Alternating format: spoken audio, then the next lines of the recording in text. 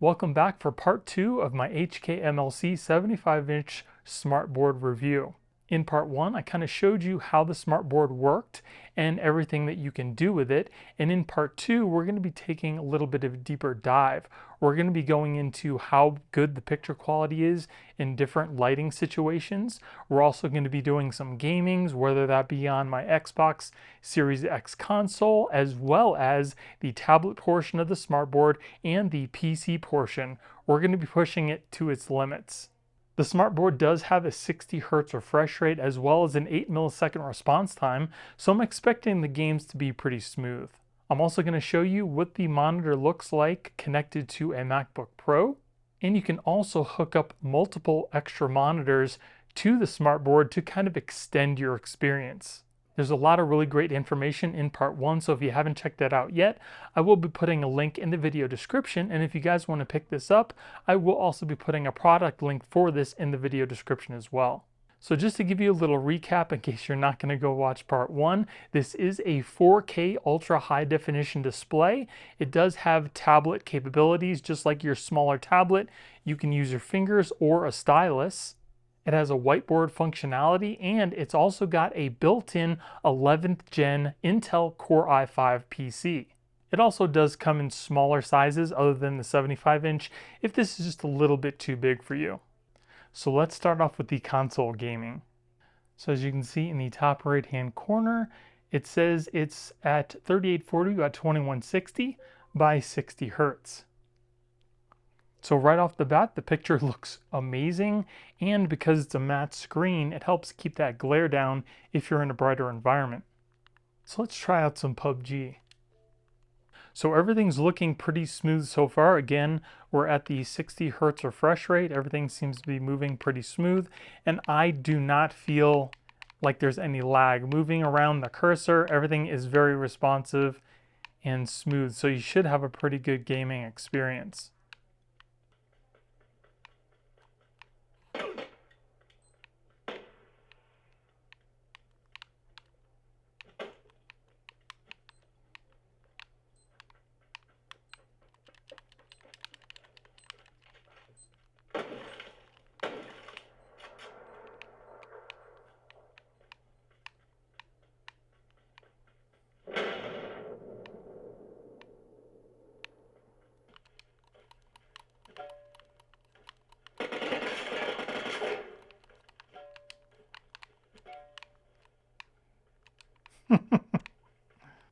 So PUBG is definitely looking really good. I'm seeing absolutely no lag whatsoever. It's nice and smooth.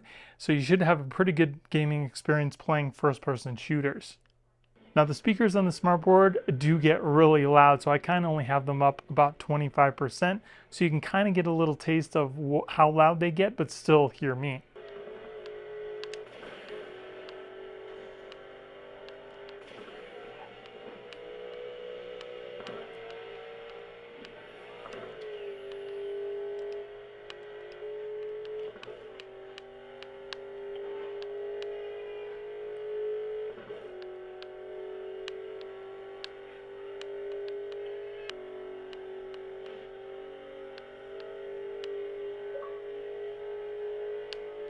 Oh!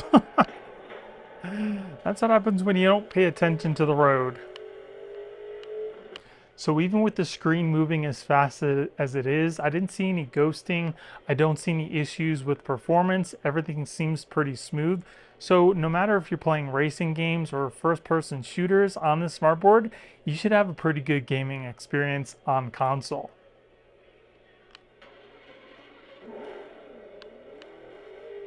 And then if we go under the settings for the Xbox, you can see that it is displaying a 4K resolution. So now that we know that console gaming works really well, we're going to move on to the tablet side and play some games here. So we're going to go into our more applications. We'll swipe over. You can see I do have some Fruit Ninja, PUBG, Angry Birds, Call of Duty, and some other things in here that we'll test out and see if they work. So let's start off with our Fruit Ninja. And again, touch works great on this smartboard as well.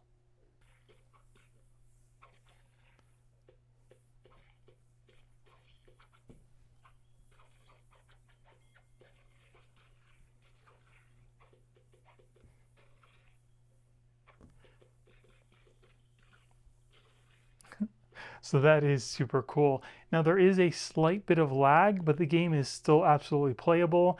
And when's the last time you played Fruit Ninja on a 75-inch screen with all 10 of your fingers? So now let's play some Angry Birds.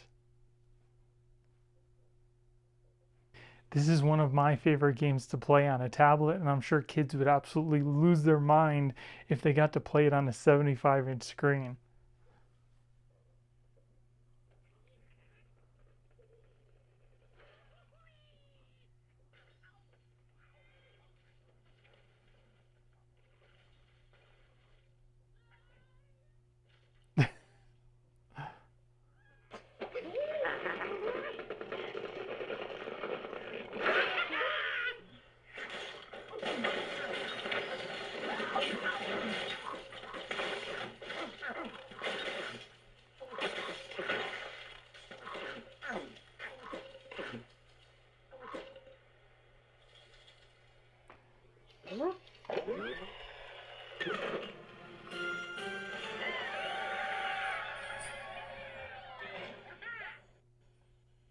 So Angry Birds seems to run really well, nice and smooth.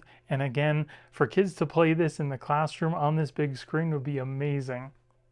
Now I have tried to load Call of Duty, but the application kind of loads and then it just simply closes and crashes. So the Call of Duty Warzone does not work on this, at least right now.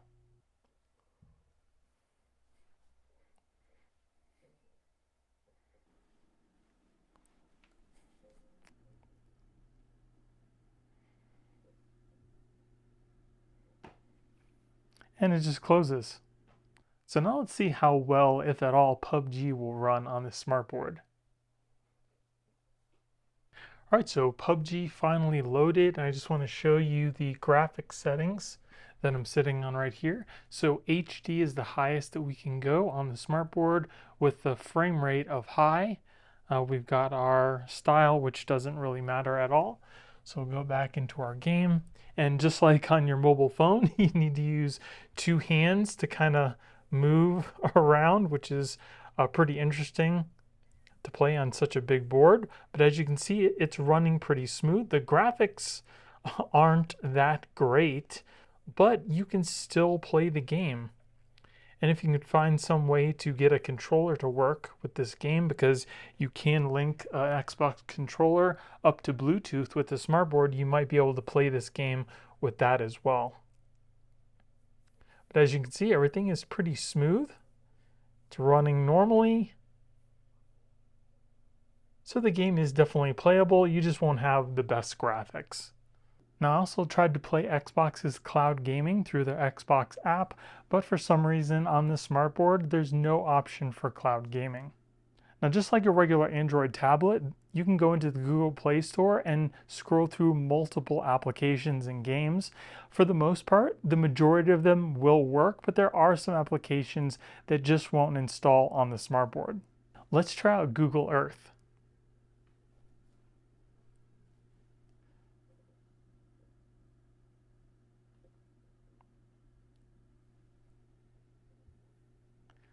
So that is pretty cool. You can zoom in and out just like on a regular tablet. This would be great for in a classroom setting.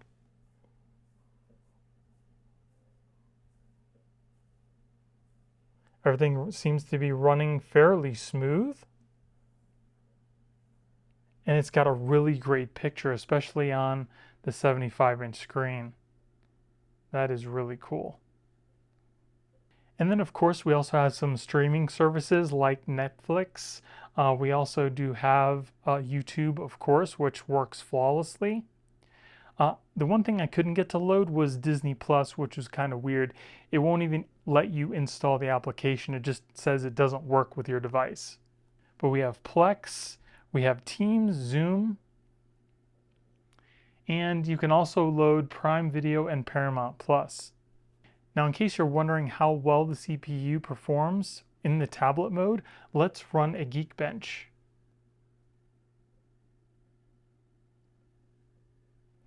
Okay, so our Geekbench results are done. For the single core, we got 142, and for the multi, we got a 632. Again, this is just for the CPU.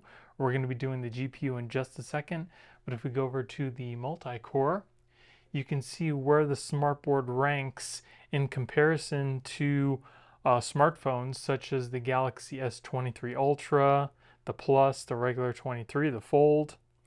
So some of the newer flagship phones are getting into the 4,000 range, and the smartboard is at 632. But again, this isn't supposed to be used for high graphics gamings and things like that. This is just to give you some idea of where the smartboard sits in comparison to that. So now let's go on to the GPU benchmark. And then here we have our GPU score. We got a 663. We're running Android 12. We have one processor with 8 cores, and the base frequency is a 1.2. So let's see where we rank with our GPU. So here is the smartboard at 663, and again, it's going to give you a comparison between some of the other top tier and lower tier mobile phones. We have the Fold 4 coming in at 7,000, whereas the lowest is going to be the Galaxy A53 5G at 2305.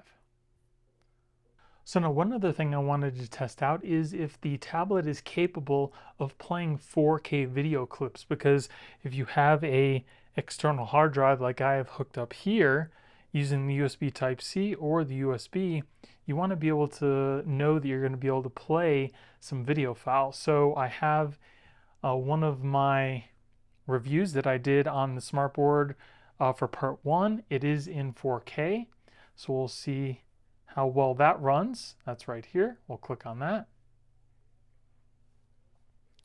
And as you can see, it's definitely able to play it, and it runs just fine. Looks great in 4K, and it's perfectly smooth. I'll turn up the volume so you guys can hear. And it's not just made for any one person. Anybody can find a use for this smartboard, whether you're a business and you do a lot of conferencing, or you're a teacher, you work from home or in a school. Even for me being a content creator, this monitor would be great for behind the camera. So as you can see, it doesn't have any issues playing 4K video from a file, especially on an external hard drive. So another thing I wanted to test out is how fast the SSD is inside the tablet portion of the smart drive. So we're going to do a speed test really quick on the internal drive. As you can see, we have the internal card selected. It's a total of 108.39 gigabytes, and we have 89 gigabytes free. So we'll start this, and it's going to take just a little bit of time because we have 24,000 megabytes to go.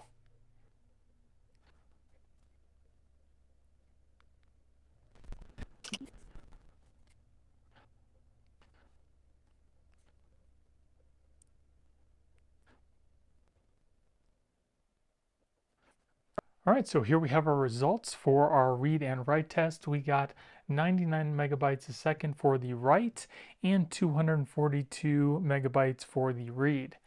We take a look at our results here. Again, it gives you the same thing. All right, so now we're going to test out the casting abilities. I believe you're able to cast up to 9 devices on the smartboard. I have 8 devices on standby right now that I'm going to connect up to the smartboard, and we'll see exactly what that looks like.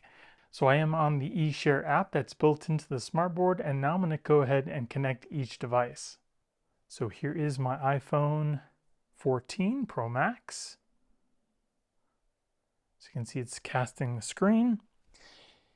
Here is an Android tablet that I have.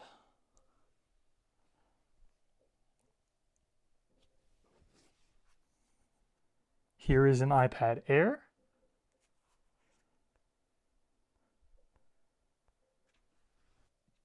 Here's my MacBook Pro.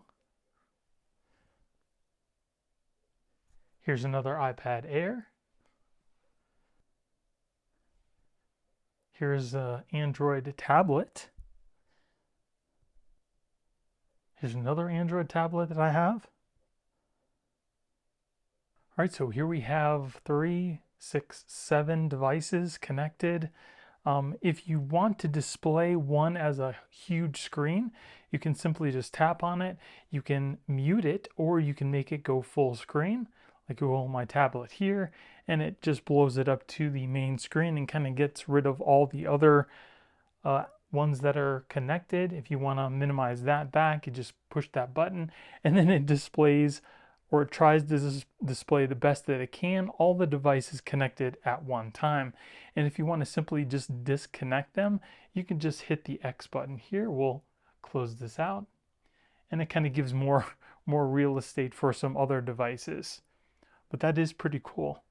So as you see, now we only have 4 devices connected, and the windows are much bigger. So the more devices that are connected, the smaller the windows are going to be. So if you want a bigger window, you can again simply just maximize that one device, or just simply connect less devices to the smartboard. So another thing we're going to test out is connecting devices up to the HDMI port and seeing what they look like, such as a MacBook Pro or even a laptop. So here I have an HDMI to USB Type-C cable. We're going to plug this directly into the HDMI port. And the other end right into my MacBook. And as you can see, the smartboard will automatically switch to the front HDMI. And it turns the smartboard into a second display. Now it is displaying 4K at 60 Hertz, which is definitely good. And as you can see, all the text and everything on the screen is nice and clear. So I'll make the text bigger here. As you can see, everything is still nice and clear, very crisp, very easy to see. So if you want to use the smartboard as a second display for your tablet, a MacBook, or laptop, you can definitely do that very easily, and it displays in 4K at 60 Hertz, providing that your device can support it. So here is our display settings. We have the smartboard and we have my MacBook Pro. If we go over to the smartboard, you can see that it's displaying 3840 by 2160, but we can also make that text bigger if you really want to. And again, if I hover over this, you can see the max resolution again is a 3840 by 2160. It might have been a little hard to see because it was so small, but you can change the resolutions very easily. Again, everything is very smooth. As you can see, the refresh rate is 60 Hertz. You can change that to pretty much whatever you want right here. But everything looks, even at a resolution of 1080p, the text and everything still on the board is very crisp, very easily able to read. So you can keep a high resolution on your MacBook Pro and then lower the resolution so you can see it a lot easier on the smartboard. So I'll make the text a little larger. This is 720p, and even at 720p, everything's very large, but it's still very clear. And then we'll go to 2560 by 1440. And then 3200 by 1800, and then at 4K. Nice and sharp. And if we take a look at my MacBook Pro, you can see that it's still using the ProMotion refresh rate, which is 120 Hertz, and it's still at the resolution that I wanted at. Right now I have it at 1728 by 1117, but we can go all the way up to 2056 by 1329. And then here I have my Galaxy S24 Ultra, which you can use DeX when you connect it up to a screen such as this. So we'll plug in the same HDMI cable with the USB Type-C into my S24 Ultra. As you can see, the screen switches to the front HDMI directly, and I will turn on DeX.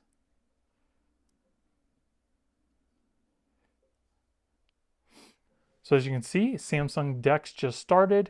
We're at 1080p at 60 Hertz. And then once you're in the DeX, you can use your phone as a little touchscreen. I don't know if you guys can see that cursor right there. It's a black cursor, so it's a little harder to see. Let's see if I can move it over the Play Store. There you can see the cursor there. So you can use this as another mobile device, watch movies, anything like that, but have a much bigger screen. And there, as you can see, even at 1080p, you can still easily see the screen and all the text. You can zoom in.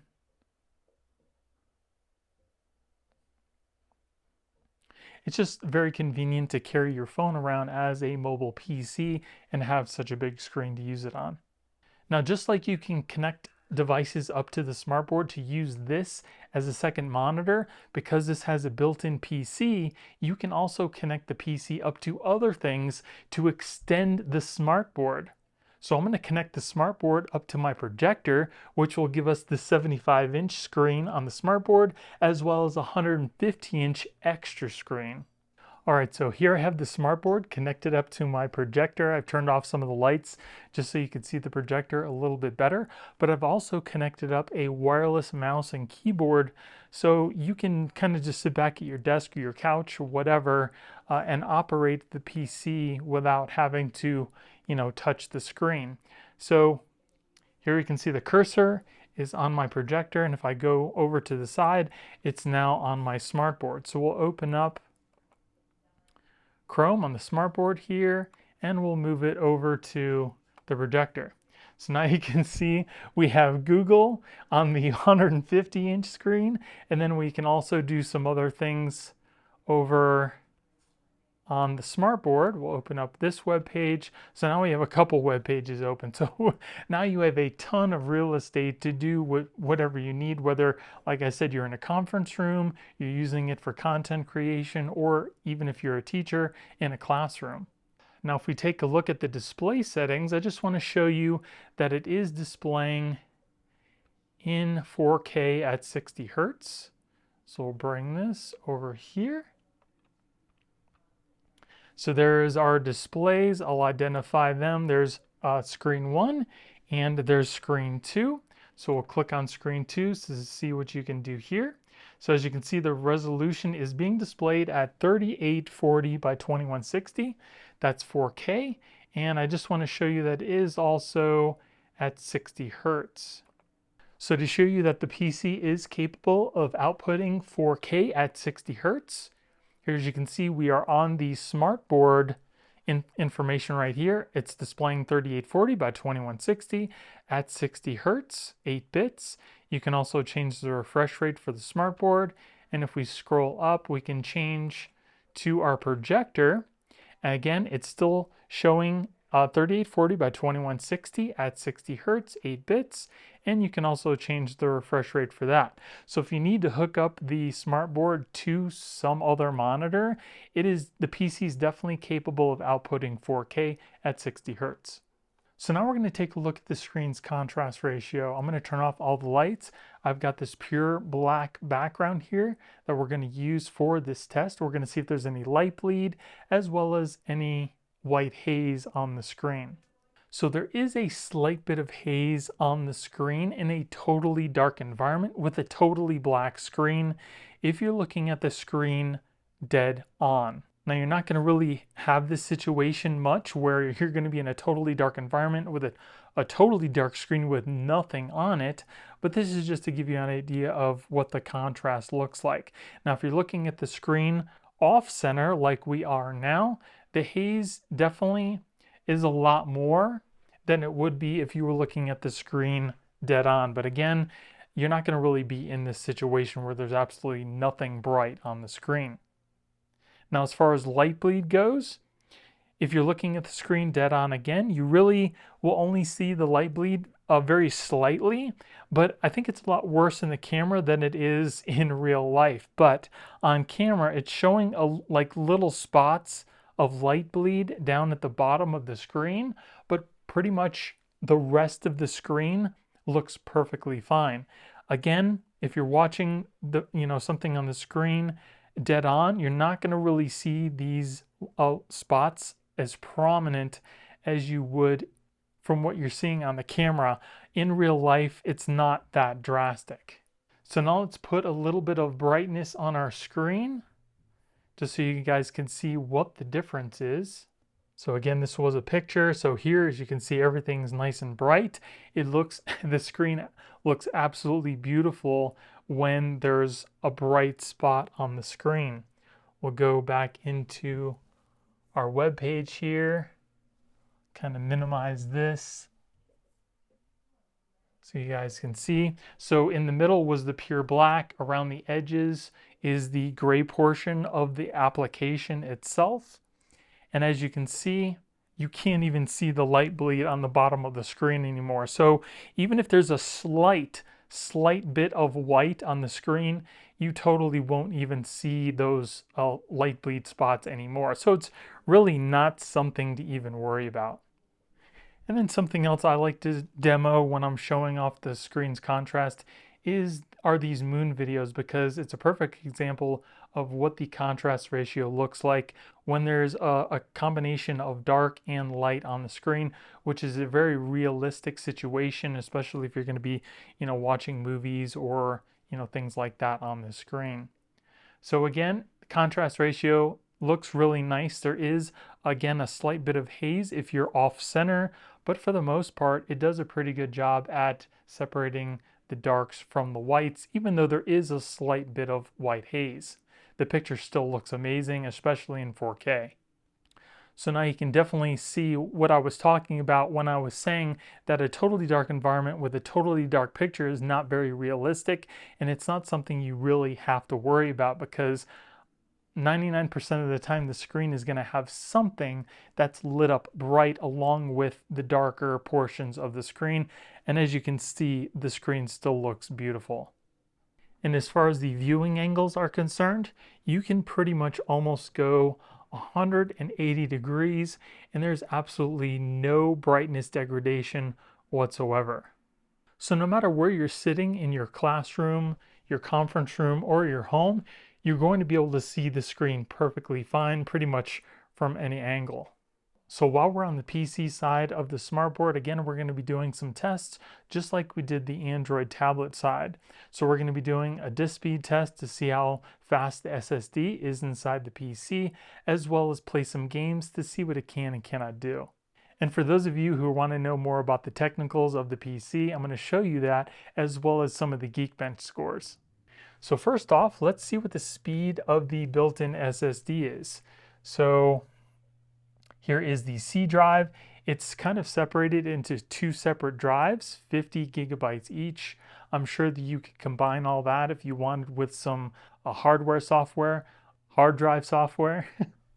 But we're going to be testing out the C drive. So we'll go ahead and start off the test, and it's going to be doing 1 gigabyte chunks.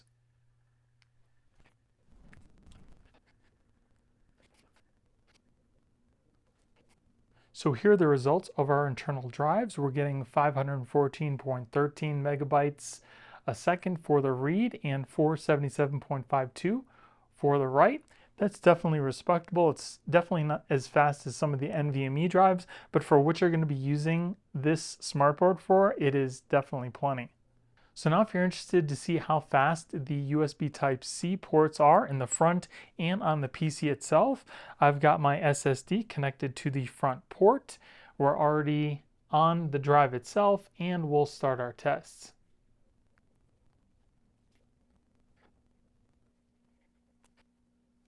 So here are the results for the SSD connected to the front USB Type-C port.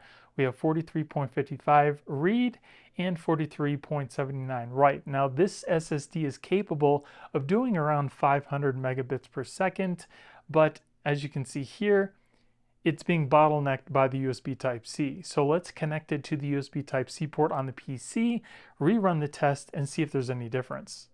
So now the SSD is connected to the USB Type-C port on the PC itself, and let's rerun the tests. So as you can see, using the USB Type-C port on the PC itself, we're getting much better results. Now we've got 456.50 for the read and 445.63 for the write. Now if you can't access the back of your SmartBoard as easily as I can, not really a big deal. I would just suggest getting a USB Type-C extension plugging it into the PC, and then you can have it resting on your desk or hanging down below the smartboard, and you can easily plug in anything you need to that extension to use that port. So if you want the fastest speeds possible, I would definitely use the USB Type-C port on the PC itself, but if you want to access the front, you're going to get a little bit slower speeds, but it's still going to work. So now let's run our Geekbench 6 tests. As you can see, again, we're using the Intel Core i5 11th Gen. It's got 4 cores, 8 threads, 1 processor. It is the Tiger Lake -U socket 1449. The base frequency is 2.59 gigahertz, and the maximum frequency is 4390 megahertz, which is 4.3 gigahertz. So now let's run our tests. All right, so here we have our Geekbench results. We got an 1866 for the single core and 4587 for the multi. So now let's go back and do a GPU benchmark. And then here we have our Geekbench GPU score of 9639, and that is using the Intel Xe Iris graphics. It says the maximum frequency was 1300 megahertz and the device memory was 3.20 gigabytes. And like I mentioned earlier about showing you all the technicals for the hardware inside the PC, here we have the CPU. Again, it's the Intel Core i5 11th Gen. It's the Tiger Lake. The base clock is 2600 megahertz, which is 2.6 gigahertz. And the Turbo Max is 4400 megahertz, which is 4.4 gigahertz. And then here we have some of the motherboard numbers. As you can see, we're using 8 gigs of memory. It is DDR4 SD RAM, and the clock is 1200 megahertz. And then here we have some information on the graphics chip.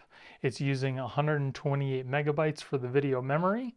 We've got 1300 megahertz for the graphics processor and about 1200 for the graphics memory clock. And then for the Ethernet connection, it is using a gigabit Ethernet NIC. And for the wireless, it's got a max speed of 390 megabits per second.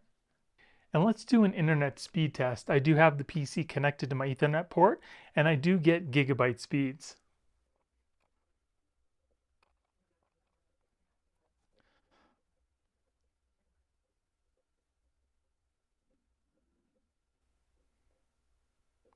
So not bad at all. As you can see, we got 933 megabits per second down and 936 megabits per second up.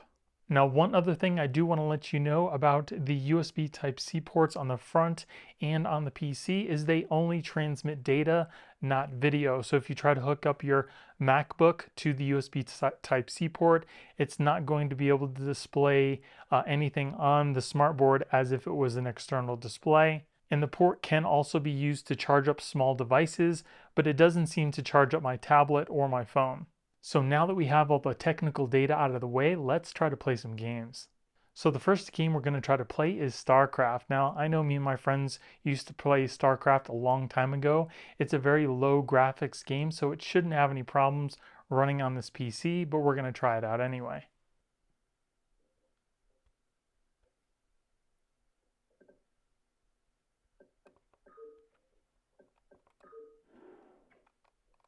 All right.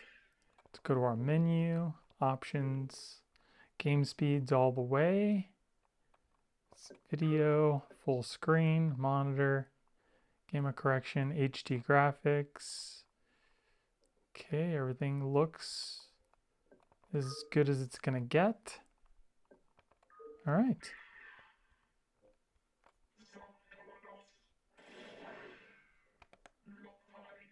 The game seems to be running just fine.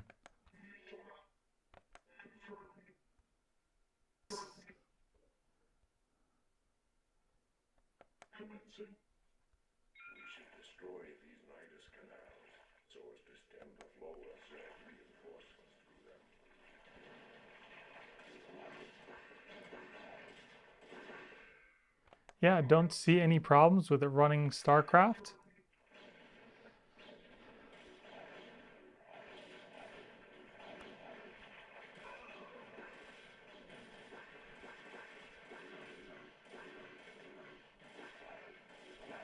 Yeah, so as you can see, it's running StarCraft just fine. So now let's move on to something a little bit more graphic intense.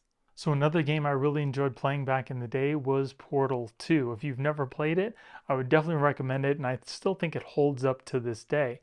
And this game is, of course, a little older, but the graphics are still a little bit more intense than StarCraft. All right, so here we are in the settings. As you can see under video, we have it set to 16:9. The resolution is also native at 4K, so that's definitely good. Let's go to advanced video. Shader detail low, effect detail high, texture, let's put that up a little bit, see how much we can get out of it. All right, so I've also hooked up my Xbox controller to this as well, so I'm going to use this instead of the keyboard. You are simply experiencing a rare reaction in which the material emancipation grill may have emancipated the ear tubes inside your head. So you can see the graphics are definitely better than StarCraft, and everything's running really smooth. I don't really see any hiccups going on. Xbox controller working perfectly fine. I don't see any lag.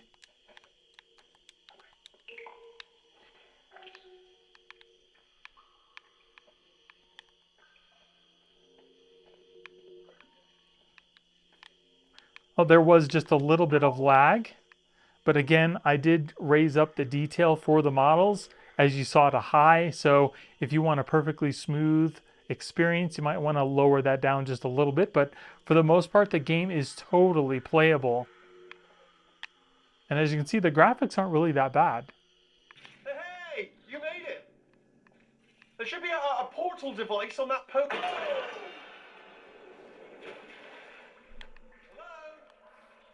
Can you see the portal done? So as you can see, it's more than capable of playing games like Portal 2 that have some pretty decent graphics without really any stuttering. Again, this is a smart board and it's really not made to play high graphics games, but as you can see, it's pretty capable. So now let's try something that requires a little bit more graphics power, like PUBG. So here we are on the main menu of PUBG, and you can already kind of see how low I had to put the graphics just for it to run on this PC. And if we go into our graphics settings, I'll show you what I have it set at. So here we are in our settings. We go into graphics. You can see how low everything is. I have everything set to very low. I couldn't put it anywhere near medium or some of the best. Like the overall graphics quality is very low. I had to set it this way just to even get it to somewhat run, but I'm gonna load up the game and we'll see what happens.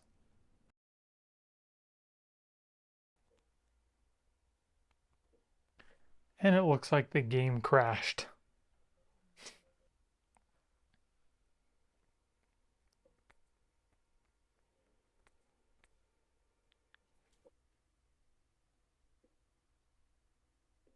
And it crashed again. So I'm not sure if the game just isn't optimized or if it's just too much for the system to handle, but you're not going to be able to play PUBG either way with this. And again, if you want to watch some 4K video files from an external hard drive, you can do that as well.